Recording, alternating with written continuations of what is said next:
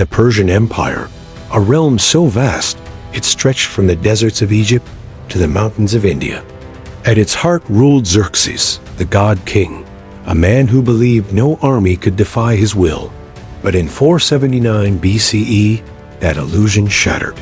His mighty navy was crushed at Salamis, his armies scattered, and Xerxes himself fled back to Persia.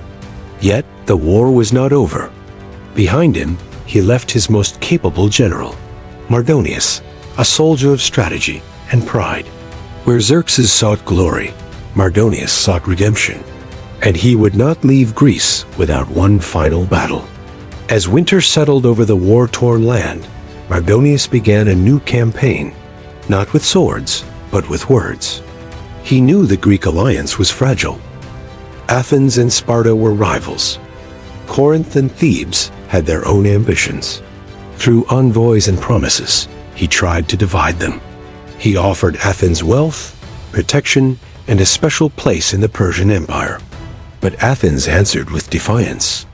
Rather than surrender, they sent their families away, preparing to fight once more.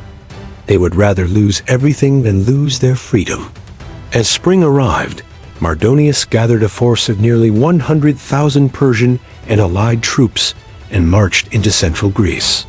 He chose the plains near Plataea, an open battlefield ideal for his cavalry. In response, the Greek city-states united like never before. From Sparta came 10,000 disciplined warriors, led by the regent Pausanias. Athens, Corinth, and dozens more joined them, a force of around 80,000 Greeks ready to stand together for one final defense. It was an extraordinary moment. Rivals transformed into allies, united by one cause, to protect their homeland. For more than 10 days, the two armies faced each other across the Asopus River. Each waited for the other to move first. Each understood one mistake could decide the fate of Greece. The Persian cavalry, swift and disciplined, constantly tested the Greek lines. Led by the renowned commander Mecistius, they launched daring raids, targeting Greek scouts and supplies. In one such clash, Mecistius was struck down in battle, a symbolic loss that lowered Persian morale but did not end the stalemate. Both sides continued their tense standoff, preparing for what they knew would be a decisive encounter. Realizing a direct assault would be costly, Mardonius turned to strategy. He ordered his cavalry to cut off Greek supply lines and seize the Gargophean Spring, the only reliable water source nearby. Soon, the Greeks found themselves short on food and water. Morale dropped. The heat grew unbearable. The Greek center advanced too far. The left flank lost contact, and the Spartans on the right refused to move until all were secure. As dawn broke, the Greek army appeared scattered across the plain, vulnerable and divided. From his position across the river, Mardonius saw what looked like a full-scale retreat. He believed the Greeks were fleeing. It was the moment he had waited for. He ordered his elite infantry to cross the river and strike. The Persians advanced with confidence. Unaware that the Greeks were not running, they were preparing.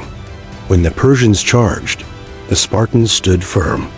In a display of perfect discipline, they locked their shields and lowered their spears, forming a solid wall of bronze. The two forces met in a clash of iron and determination. The Persians fought with skill and courage, but their lighter armor and shorter weapons put them at a disadvantage.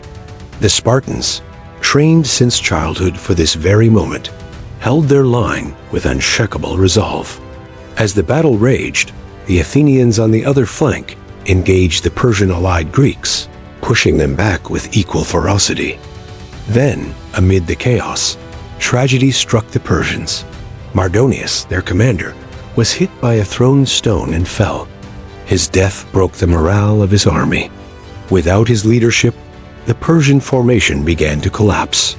Panic rippled through the ranks. The tide of the battle turned completely.